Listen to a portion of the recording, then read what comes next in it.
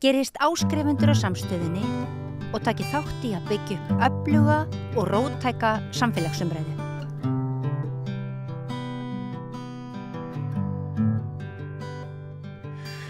Já, það hefur ekki farið fram hjá ykkur að það eru ansi mikil umskipti inn á Alþingi. Við erum með sögulegan fjölda af nýjum þingmönnum. Sumt af þessu fólki þekktu við fyrir, kemur náttúrulega ýmsum áttum. En það eru líka þingmennarna sem við vitum þekkjum hvorki haus né sporð á. Við hér á samstöðinni höfum eiginlega ákveðið að standa fyrir kynningu á nýjum þingmönnum næstu vikur, vera kannski svona með einn í viku, til þess að þið fáið greinargóða mynd eða gleggri mynd af því hvaða mann þetta fólk hefur að geyma. Og við ætlum að byrja hér á þingmanni Sjálfstæðisflokksins, hann heitir Jón Pétur Simsen. Velkomin til okkar. Já, takk að bjóða mér. Það var ekki endilega svona ljóst að þú myndir hljóta þingsæti þegar þú tókst slaginn hérna í fyrra vetur, en þetta fjall réttu megin og þú dast inn eiginlega bara í lokatölum, ekki satt? Jú, þetta, þegar ég fæ boðum að vera í þriðasæti Reykjavík Suður, þá ræði ég þeirra náttúrulega fjölskylduna, því að það náttúrulega, ef að það ólíklega skildi vilja til, ég myndi dettin á þing, þá það náttúrulega bara breyting fyrir fjölskylduna þegar maður svona opinber persóna, en þetta var fyrst kynnt fyrir mig sem svona varaþingmannsæti. Já, og fórstu með það í huga? Já, ég fór með það í huga, en auðvitað væri allt annað bónus og ég hafði reyndar aldrei verið með neitt þingmann í maganum og hafði ekkert hugsað mér að fara á þing. Nei. Ég gat ekki hugsað mér svona harða prófkjörsbaráttu þar sem að yrði eitthvað hjaðningavík innan sama flokks og ég nefndi því ekki og hafði bara ekki áhuga á því, en þegar þetta tækifæri kemur upp og mér finnst líka vanta bara svona málsvara fyrir börn og menntun, kennara og skólakerfið í heild sinni, þótt að mæta svolítið afgangi á þinginu, þannig að mér rann líka blóðið til skyldunar að ef að þannig myndi vilja til, þá gæti ég kannski líka komið inn á þing sem varaþingmaður í eitthvað tíma, þá gæti ég látið eitthvað að mér kveða, en þetta var alveg skemmtilega óvænt þarna í hádeginu og sunnudeginum daginn eftir kjördag að þegar þessi rúllata fyrir gang og ég hafði aldrei verið inni nóttina, hálfa mínútu, en ég skildi þetta inn og ég var ofsalega ánægður og þakklátur bara þjóðinni fyrir það að treysta mér fyrir því að vera þingmaður þjóðarinnar. Í ljósi þess að þú nefnir börnin, myndirðu lýsa þar sem mjúku manngerðinni í Sjálfstæðisflokknum? Ég veit ekki hvernig við getum skilgreint okkur sem mjúk og hörð. Ég í ákveðnum hlutum ég grjótharður og ég mýkri í öðrum. Ég held að sama eigi við flokkssystkini mín, en ég alltaf samt með, ég hef alveg ýmsar tengingar út fyrir menntamálin í atvinnulífinu og öðru slíku, en mér finnst ef að menntamál eru mjúkmál, ég segi þau eru ekki mjúkmál, þau eru hörðmál vegna þess að þau eru í raun efnahagsmál og þau bara fjalla samkeppnishæfni þjóðarinnar og það kannski eitthvað bara sem fólk áttar sig ekki á og þetta eru grjóthörð efnahagsmál. Ef við náum að virkja kraftin í hverjum einasta íbúa landsins, hver einasta barni og lyfta öllum upp og ná að hámarka lífsgæði allra, þá náum við í besta út úr þjóðinni og þá eykst samkeppnishæfnin og við höfum það öll betra hvar sem í þjóðfélaginu við erum og fyrir það vil ég standa og svona einstaklingsframtakið. Ég ætla einmitt undir lok viðtalsins aðeins að beina spjótunum eða sjónum okkar að því sem að gerast hérna akkurat í menntamálunum þennan daginn, en þá það spurningin, hvernig verður maður eins og þú til? Hvar ertu fæddur? Ég fæddur í Reykjavík og elst upp mín svona fyrsta ár sem ég man eftir mér úr Njarðvíkum, úr ytri Njarðvíkum. Hvaða ár ertu fæddur? 1971. Átti heima þar á Holtsgötu og pabbi var kennari í skólanum þar í Njarðvík, hann fekk vinnu þar þannig að við fórum þangað og hann sé Sigöldu á sumrin og dró svona björg í bú fyrir fjölskyldur. Mamma var heimavinnandi. Einhver systkini? Já, ég á 2 bræður, einn sem 4 árum eldri og einn sem 2 árum yngri. Þú ert miðbarnið? Ég miðjubarnið. Fékkst enga athygli? Jú, ég fekk alveg fullt athygli því að þessi sem er 4 árum eldri, hann var það mikið eldri einhvern veginn að ég var elstabarn fyrir okkur bræðuna 2. En síðan flytt ég upp í Breiðholt og þar 6 og 7 ára í Breiðholtsskóla og það sem pabbi að kenna líka. Þess að ég eldi bara starf pappa og mamma heimavinnandi þarna ennþá. Og svo endanum flyst í bústaðahverfið þar sem ég slít svona barðskónum og gengi í Breiðagerðisskóla og Réttarholtsskóla og svo menntaskóla við Sund og svo háskólan. Þannig að það svona skólagangan. Kennaraháskólan á þeim tíma? Já, kennaraháskólan á þeim tíma og það svona hefur verið svona ákveðin svona kennaraelement í mér.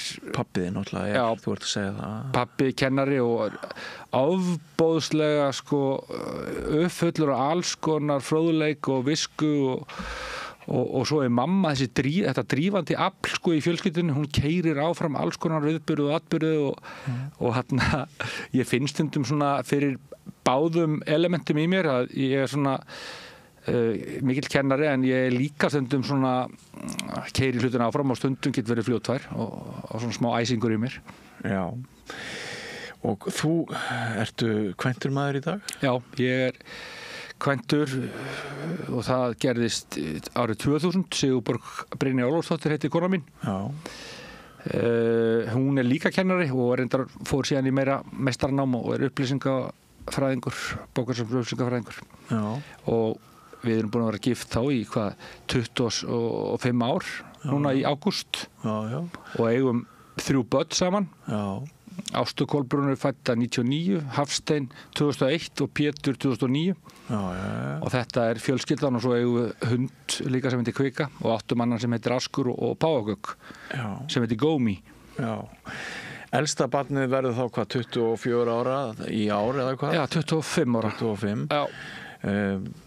Hvar það á vegi statt í lífinu? Hún búin með BS í sálfræði og að vinna öllum ávart í grunnskóla. Hún að vinna í Réttarholtsskóla sem sérhæfður stuðningsfulltrúi í svona stóðþjónustu skólans að vinna með börnum sem standa einhverju leyti höllum fæti. Já, þannig að þetta heldur áfram. Já, svo veit maður ekki alveg hvernig endar. Hún alltaf fór í sálfræðinám og svolítið óviss með þetta allt saman.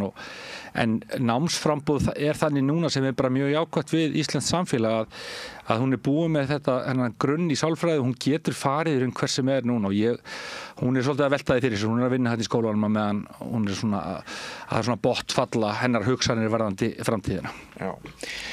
Þú virðist ekki eiga átakanlega erfitt með að koma fram. Nei. Hvernig þjálfaru það upp varstu í félagsstarfi, varstu í félagasamtökum, varstu í stjórnmálastarfi eða þetta bara kennslan og ságrunnur allur, skólastofan? Já, ég held að þetta ekki, ég veit ekkert hvort það sé alveg náttúrulegt eða ekki, en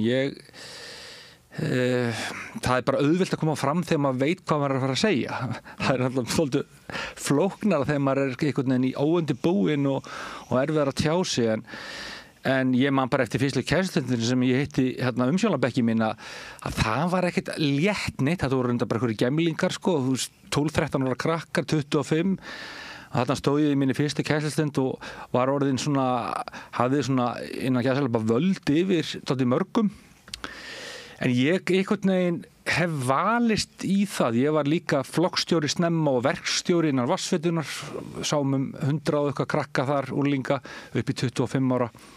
Og þar var maður einhvern veginn, ég held að ég sé góður að axla ábyrgð og bera ábyrgð á sjálfum mér. Og þú sóttist snemma í það? Nei, í raun ekki. Ég vil ekki meina það að ég hef sóst í það, heldur hafi ég bara gert það og hafi haft það kannski eitthvað fullkomnar ára til mér en ég vil gera hlutina þannig að eftir því sé tekið. Og það greinilega eiginleiki sem að fleirum finnst góður og þá stundum leitað til mín og þannig dett ég inn í hitt og þetta. Ég fór inn í kjarabaráttu kennar upp úr aldamótum að því ég hafði mig frammi. Mér fannst kjör kennar ekki góð og mér var samningar sem hefði verið samið 2001 vera hræðilegir. Og þá byrjaði ég bara að skrifa og allt í einu komin inn í einhver ringuðu og það sem ég beði um að skrifa meira og ég frekar kannski auðvelt að koma hugsunum mínum á blað sem að veldur því að svona áhrifamáttur minn sem persónu verður meiri og allir þeir sem að hafa það að geta orðað hugsanir sínar og komið þeim fram með þenni hætti að fólk skilur það sem þetta að segja, það gríðarlega verðmætur eiginleiki. Hann í raun ákveðin völd sem felast í þessu, því að þú getur verið uppfullur af einhverjum ofboðslega góðum málum og hugsunum og pælingum, en ef þú kemur þig ekki frá þér og enginn veit það, þá situr þú kannski bara uppi með það. Þannig að þú veist, þarna dróst ég inn í kennarafórustuna og ég var stjórnaði verkfallið 2004 í svona skuggastjórn og það alls konar þannig. Ég hef verið í stjórn Körfugrasdeild Fjölnis og var fljótlega komin inn í kennararáð í skólanum þar sem ég var að vinna þó ég væri nýr. Og það svona, ég held að þetta sé bara þessi ábyrgð að ég vil það sem ég geri, ég vil bera ábyrgð og ég svona rosalega erfitt með það líka stundum kannski, ég veit ekki hvað maður segir að sé veikleiki en stundum getur maður kannski bara haft ómikla áhyggjur af einhverja því að maður fullur á því að bera ábyrgð sem maður gerir og mér finnst það stundum vantar bara í samfélagið að fólk beri ábyrgð á sjálfum sér og bendi ekki alltaf á okkur aðra þessi hlutunum sé öðrum að kenna. Við búum í ofboðslega góðu samfélag á Íslandi. Auðvitað alveg aðstæð þar sem að fólk fast í gildrum og kemst ekki út úr þeim. En almennt finnst mér að ég held að okkur vegni betur ef við svona öxlum ábyrgð á okkur sjálfum, hvað getum við sjálf gert og verðum drífandi og það mjög eftirsóknarvert í fari fólks að vera þannig og það þú hleður utan á þig alls konar verkefni sem ef þið langar að hafa það þannig. Það var mín tilfinning. Já. Þetta alltaf svolítið svona, finnst mér, línudans að átta sig á því að bjargir okkar eru mjög misgóðar strax í upphafi sögu. Akkurat.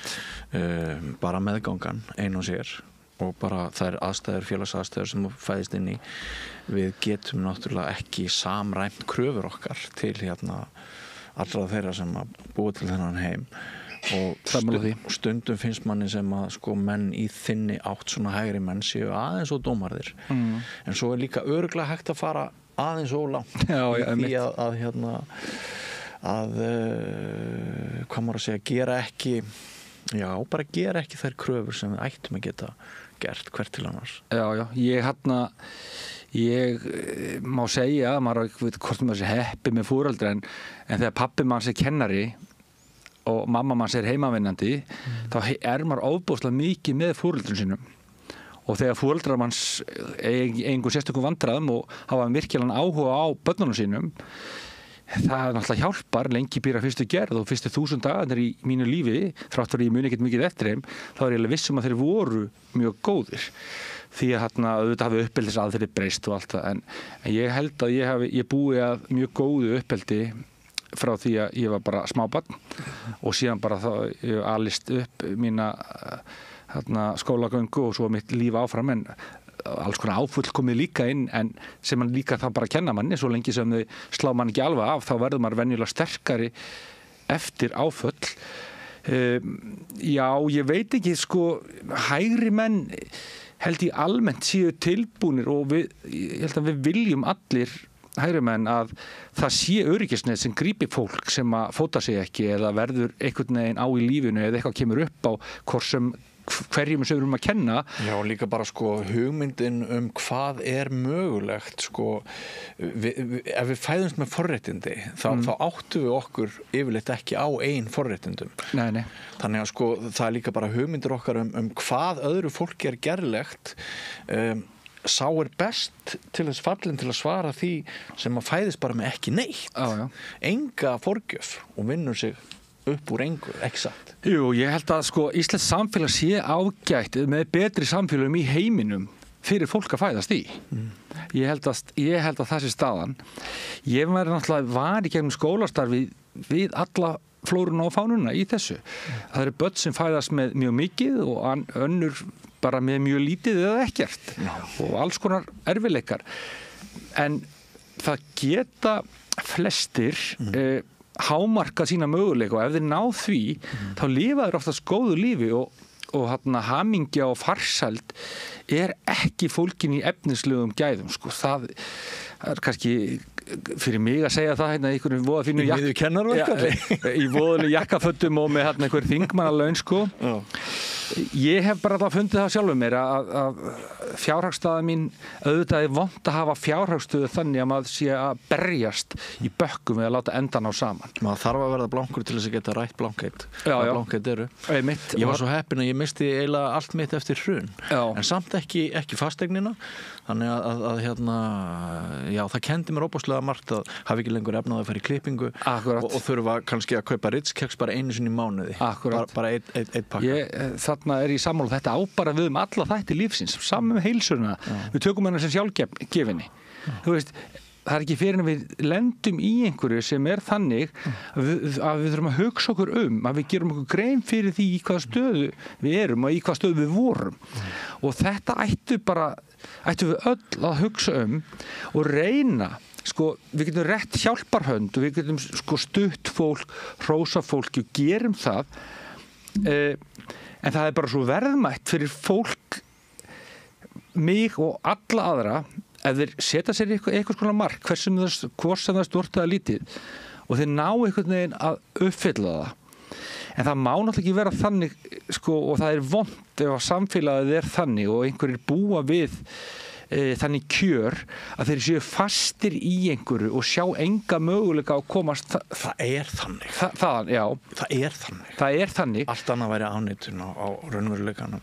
Einmitt, en við höfum það samt, ef við skoðum bara þróunina, hvernig við höfum það almennt, þá höfum við það miklu betra núna heldur en þegar ég var úlingur til dæmis, þá borðuðu við, það er ekkert að því, borðuðu fisk 4 sinnum í hann var þverskorin ísa því hún var ódýr og svo skyr í hádeginu og haframjöl á morgnana.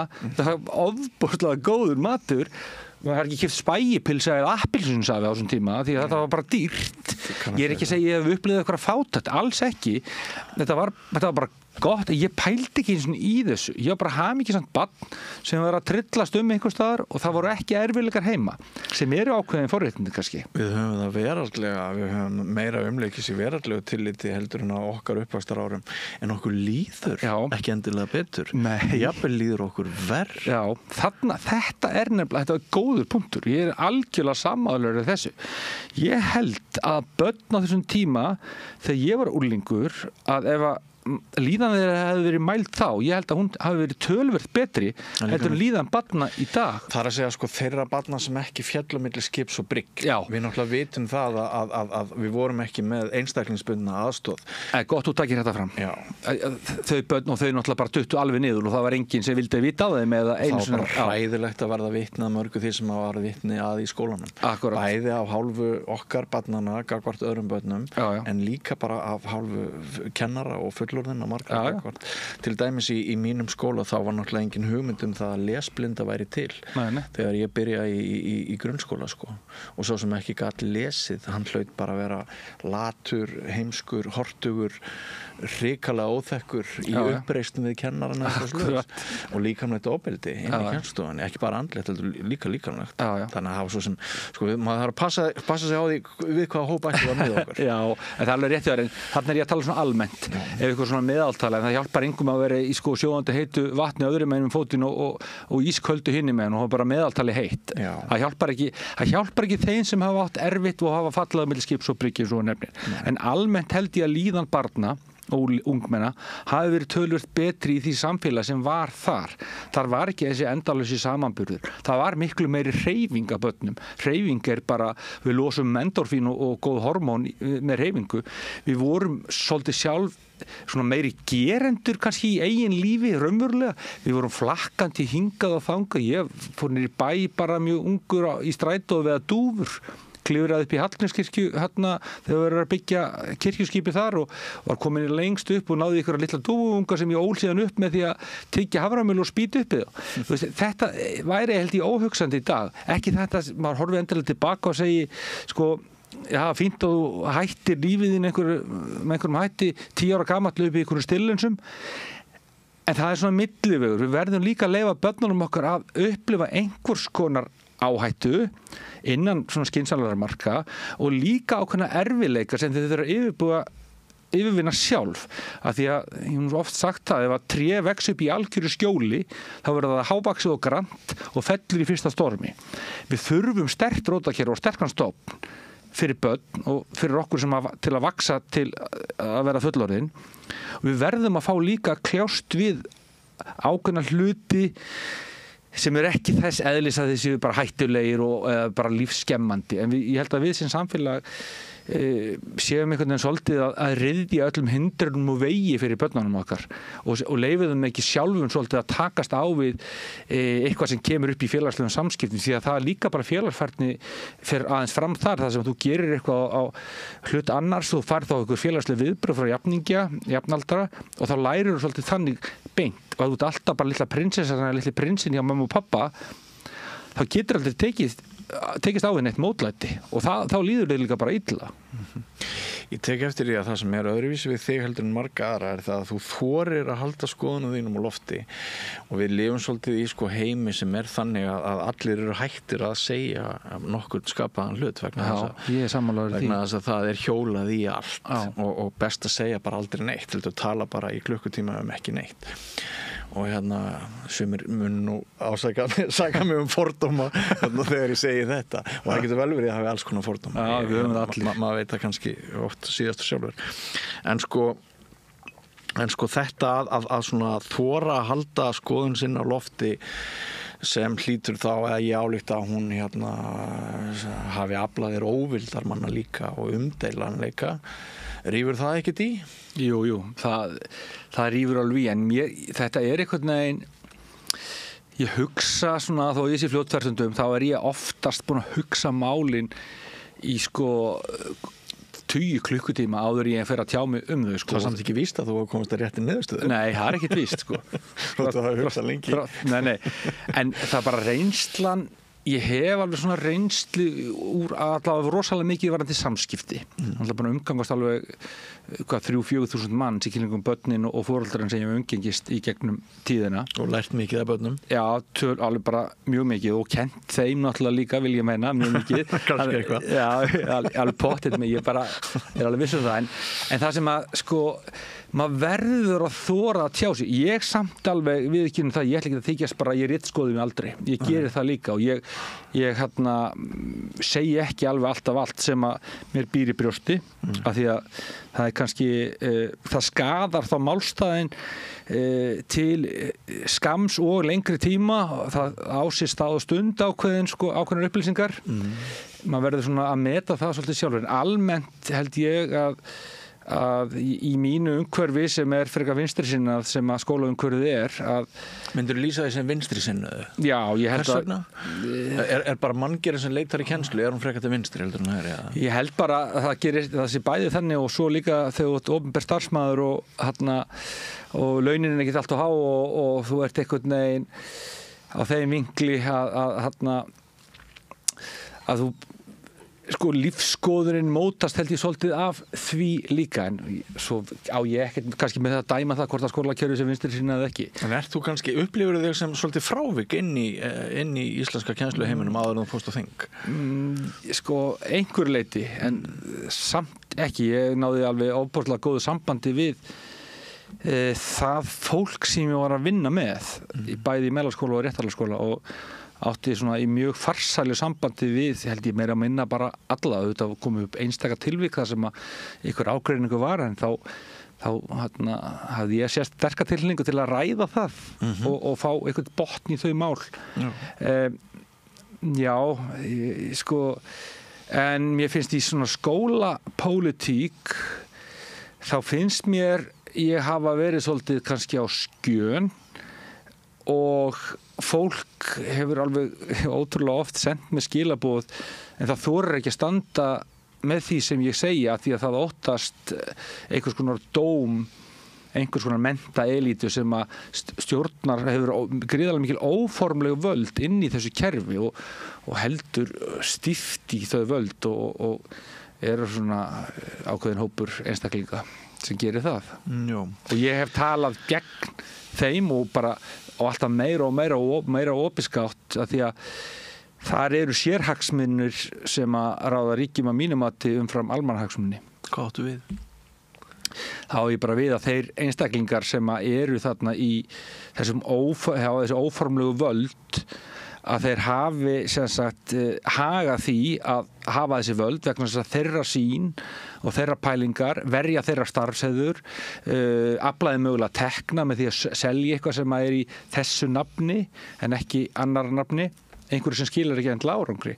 Þannig að það er alveg mjög viðkvæmt fyrir marga ef að það vera að krukka í sjálfsmyndina þeirra að segja, heyrðu, við erum með ákveðna stöðu núna sem er búin að vera upp í 25 ár og þú ert holdgerfingu þessara stöðu, þú ert búin að tala fyrir þessu sem engu hefur skilað, þá getur það alveg reynst erfitt fyrir það fólk að horfast í augu við það og það þarf ofboðslegt sjálfstraust til að horfast í augu við það og segja bara, heyrðu, það er eitthvað inn í gangi. Við þurfum bara að leita aftur til rótanna, til hvers erum við hér? Við erum hérna í þágu barna en ekki til að halda upp eigin egoi.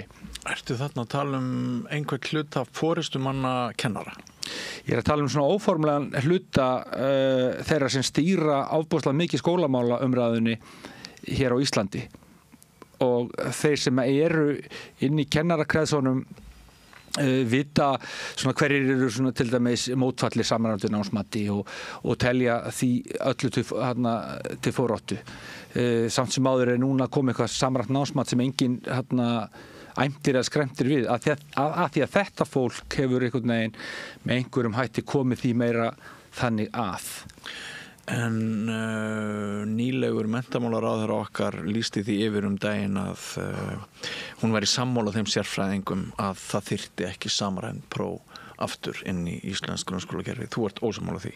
Það eru núna, hún var einmitt að segja það í Pontu í gær og það er í þessu matsferli sem hefur verið núna frumvarp til laga til umsagnar í allsherjar- og menntamálanefnd. En fyrir nokkrum dögum var þetta haft eftir inni? Já, það sýnir kannski bara á hvaða stað hún er í umræðunni. En eru til sem sagt bæði samræmdpróf og önnur típa af samræmdprófum? Er þetta? Nei, það er bara að skoða þetta frumvarpsdrögin hafa bara talað samræmt námsmat. Það er samræmt mat. Já, mat. Já.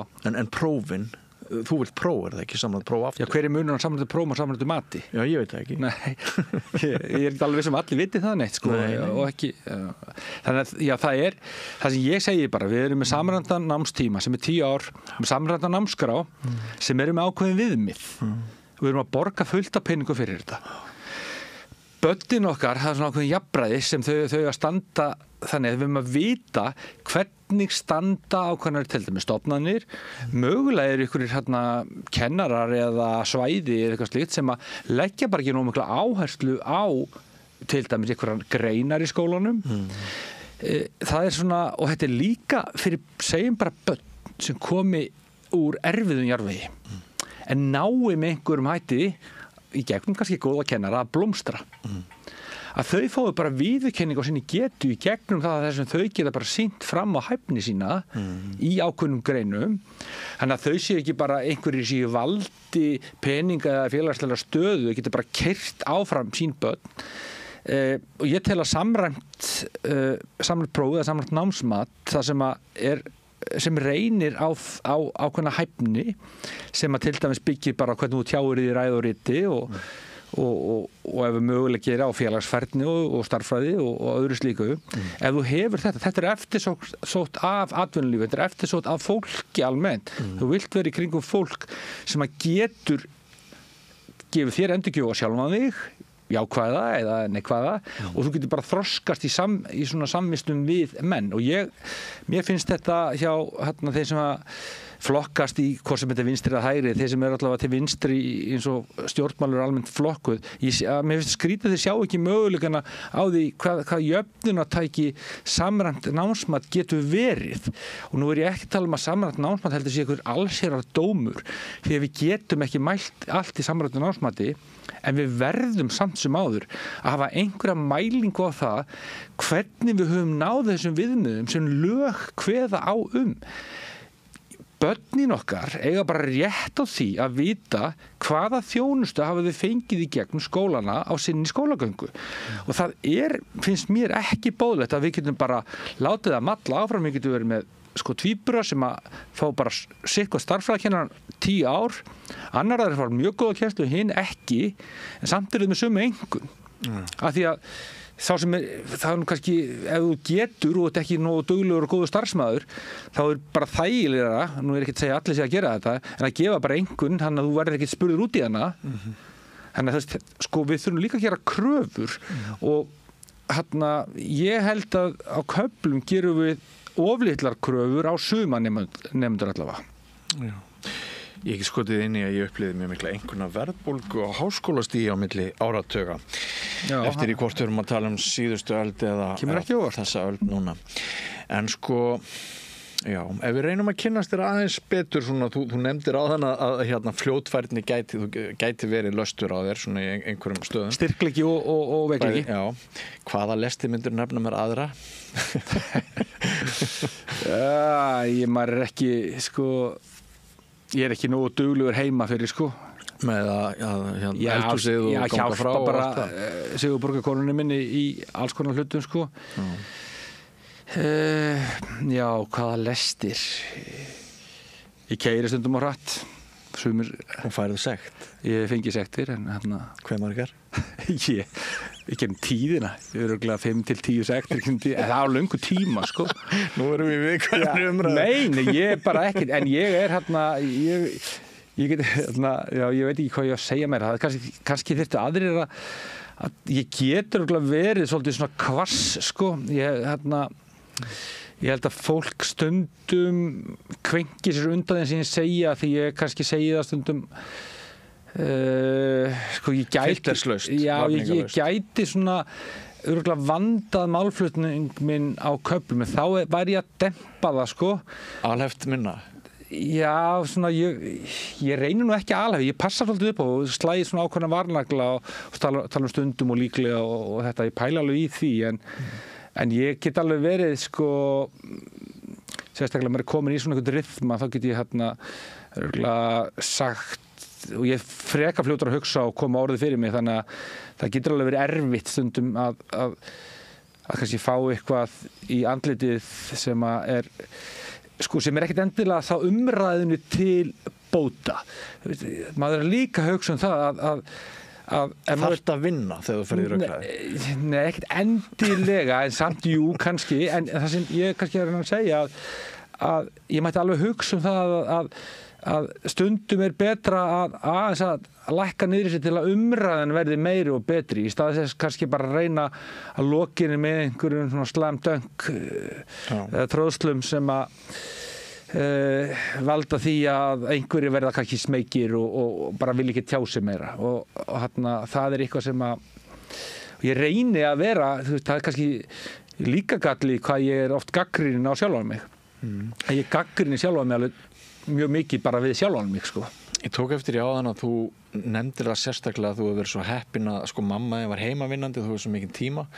Ertu svo íhaldsamur að þú viljir bara að konur séu heima í eldhúsinu á meðan börnin eru svona ung? Allan daginn, nei.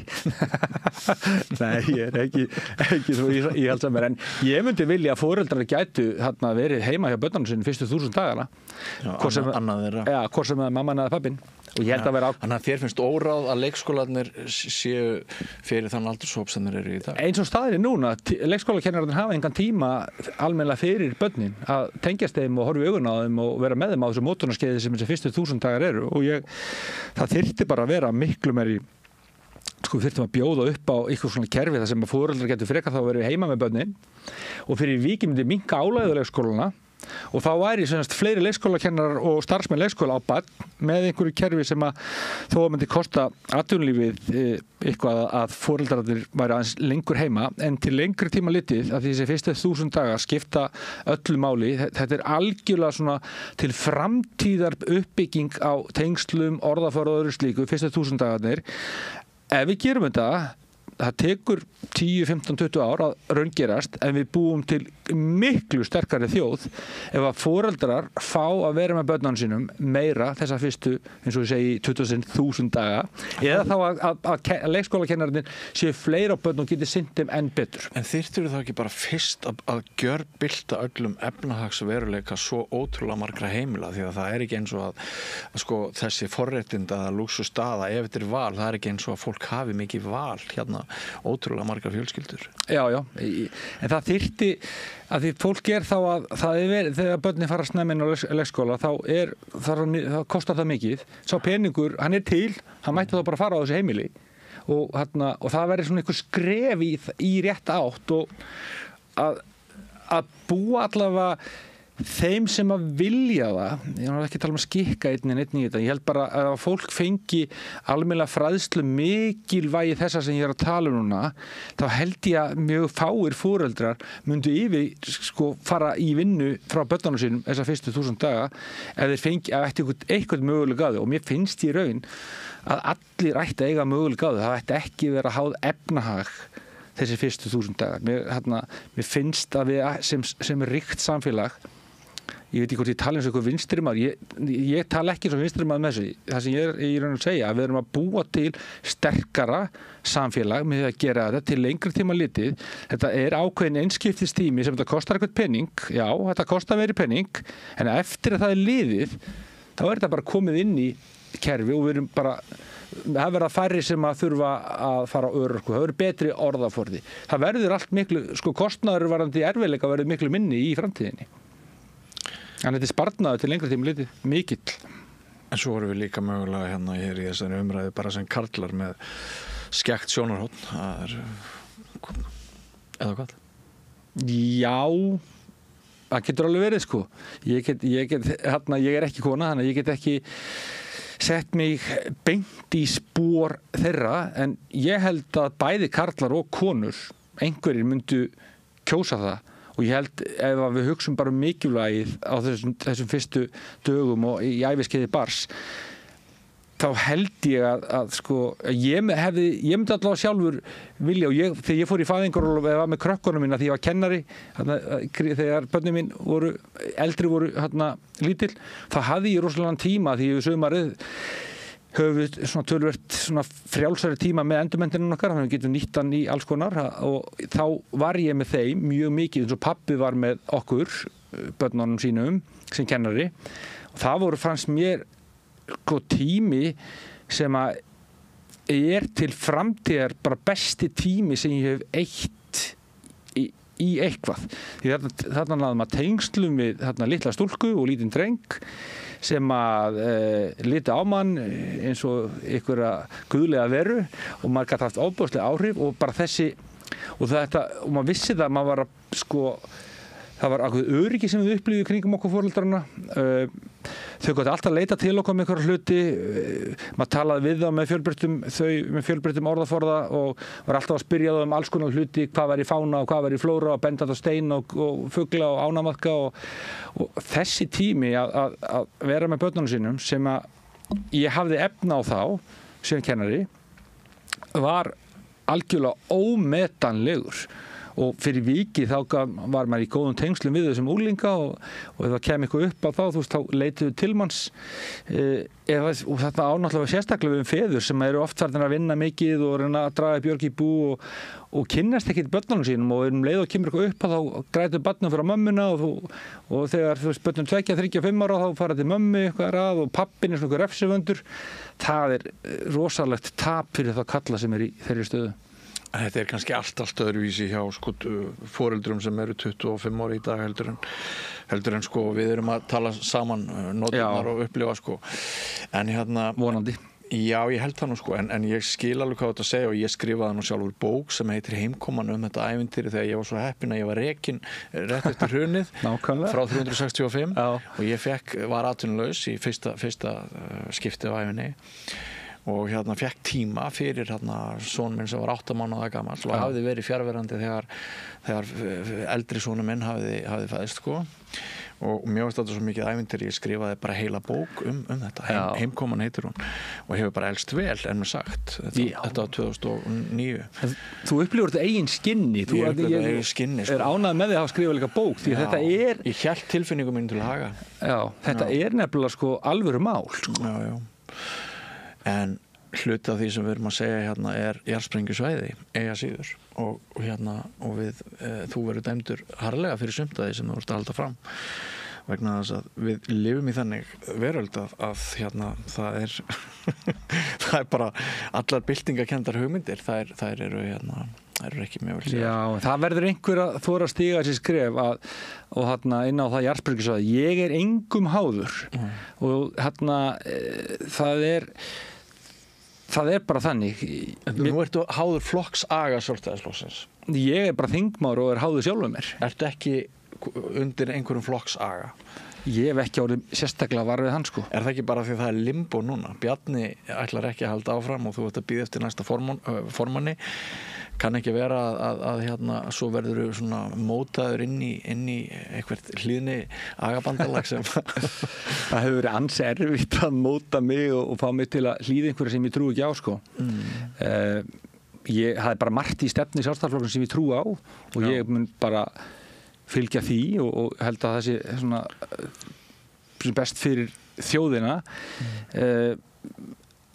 Ég er að taka menntamáli núna föstum tökum og var mikil umræða í gær og hefur verið hávær það og ég hef alveg gagnrýnt það. Mér finnst menntamál hafa verið afgangsstærð í langan tíma hjá ríkisstjórnum og það er þar á meðal Sjálfstæðisflokkurinn. Þannig að þá þarf maður bara að gera eitthvað í því og ég er að gera það með því að hafa dottið inn á þing.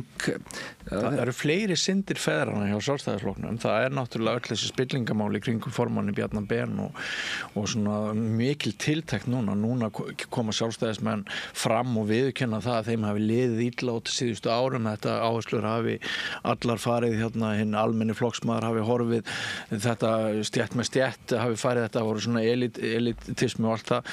Þannig að sko það eru rosalega mörg verkefni, er það ekki sem að þú sér fyrir þér að þeim flokkur standi frammi fyrir. Núna ertu bjartsýnn á landsfundurinn og nýr formaður muni leið ykkur eitthvað inn í nýja og svona betri tíma hvað varðar viðhorf hins almenna manns vegna að það er ekkert rosalega gott gagnvart Sjálfstæðisflokknum.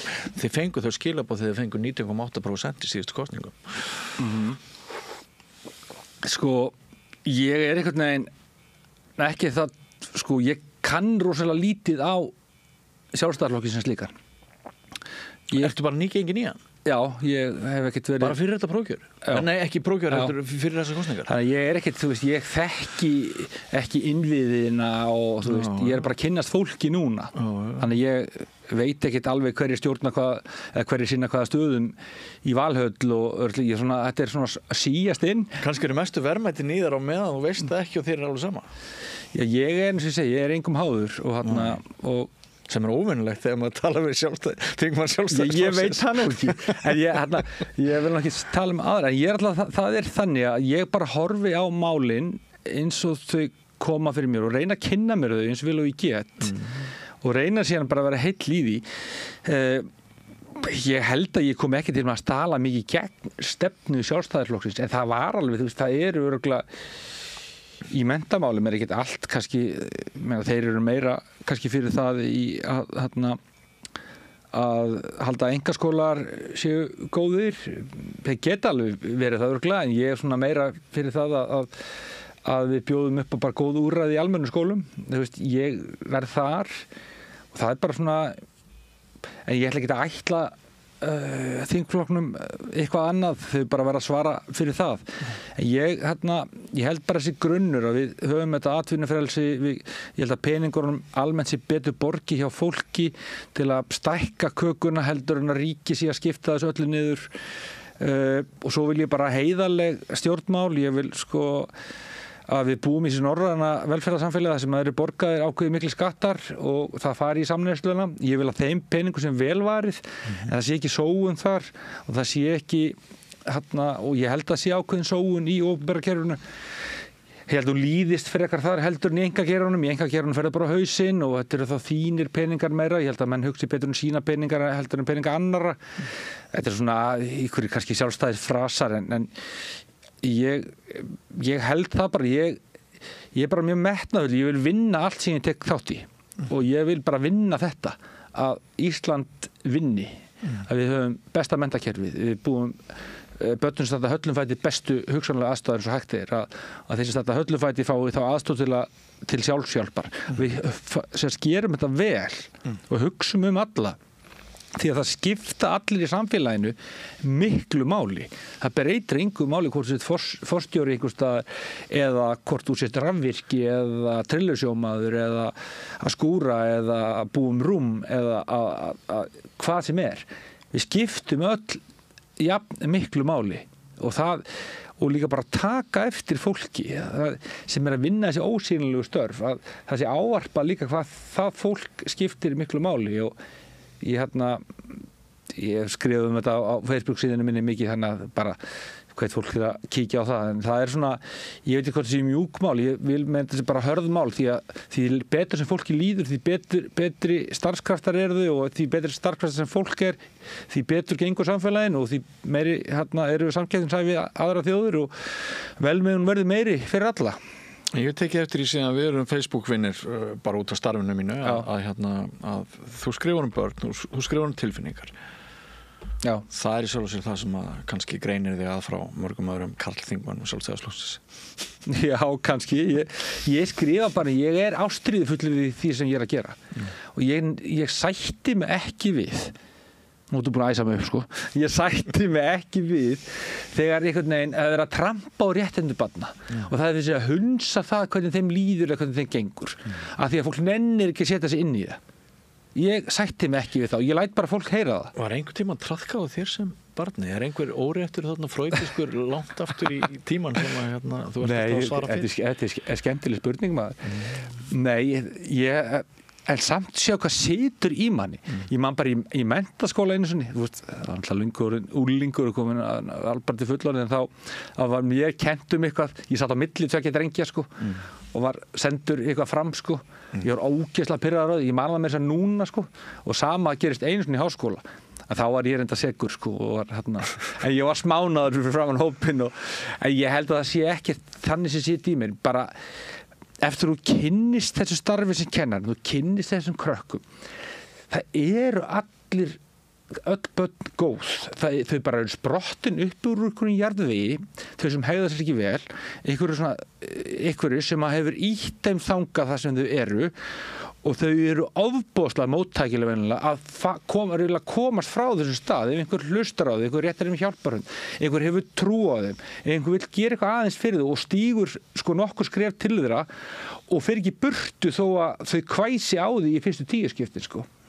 Þetta einhvern veginn og svo það sjálfselskan í mér að finna þegar þetta gengur vel sem að gerir bara 99,9% að finna það hvað þessi krakkar eru þakkláttir og hvað sko svona alveg fölskalaust þakklæti og væntumþykja það bara eitthvað tilfinning sem að mér finnst sko vera þess virði að ég hef alla tíð verið í þessum bransa sem að vinna með börnum og úlingum að ég hef alveg verið líka í atvinnurekstri og í því á svona hliðarlínunni en það hefur aldrei fangað mig alveg eins og þetta að geta haft áhrif á líf annara til frambúðar og það einhvern veginn ómetanlegt. Þess vegna eru störf kennara svo mikilvæg og góður kennarar eru verðmæti þessi starfskraftur sem getum bara fengið og þess vegna þurfa að laun þeirra að hækka. En ég sagði á hann að við myndum kannski enda umræðuna á einhverju sem að væri svona bundið deginum í dag frekar en þér og þinni persónu og þínu persónuleika. Þakkaði kærlega fyrir að svona opnaði aðeins þitt innra líf í þessu spjalli. Mér finnst þetta bara fara ágætlega stað. Óþekkti þingmaður, við vitum allavega meira þig núna heldur við vissum í upphafi samtalsins. En ég held að hafi verið það var annað í gær eða í dag sem ég sá bara á síðunni hjá þér að þú varst að tala fyrir því að þú varst að tala að kennarinn væri búinn að missa völdin í kennslustofunni. Hann réð ekki sjálfur.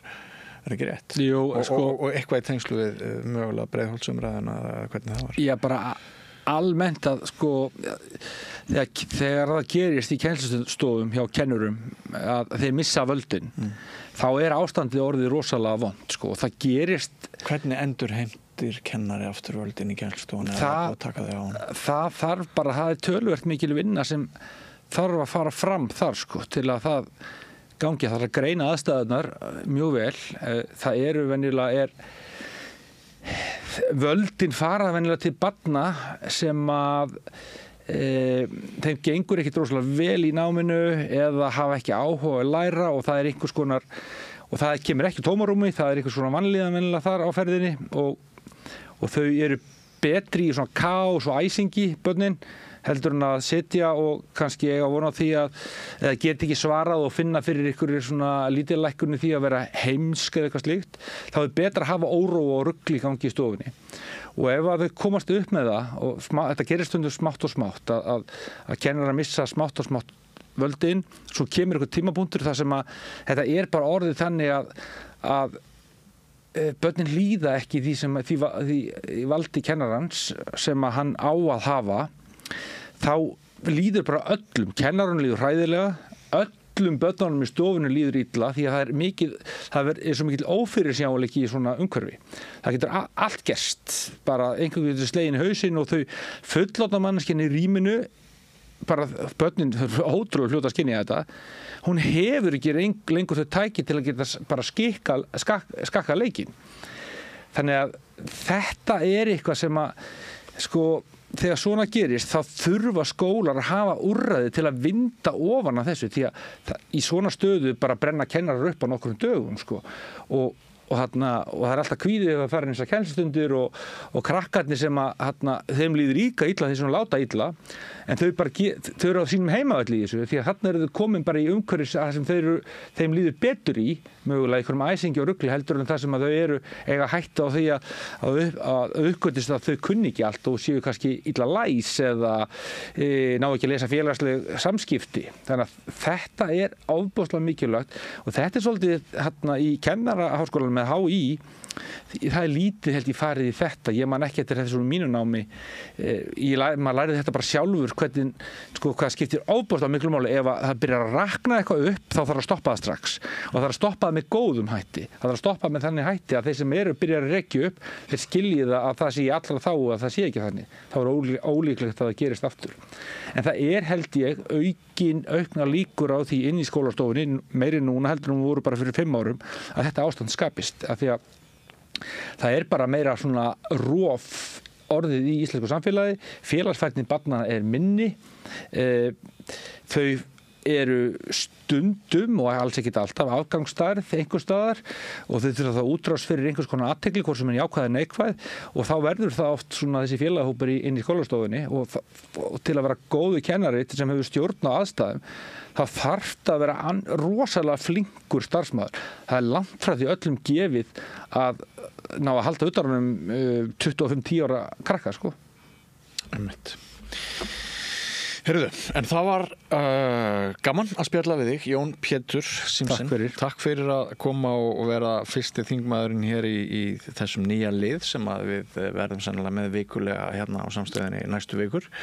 Óþekkti þingmaðurinn. Takk bara frábært framtak hjá okkur að gera þetta og bara öfunda þá sem eftir að koma, það er gaman að koma. Kæra þakki fyrir það. Takk. Og takk hlustendur og áhorfendur fyrir að vera með okkur, farið ekki langt, það styttist í næsta kafla. Allt það besta er ókeypis. Hrósaðu náunganum. Það er betra. Samstöðin þar sem manneskjurnar koma saman.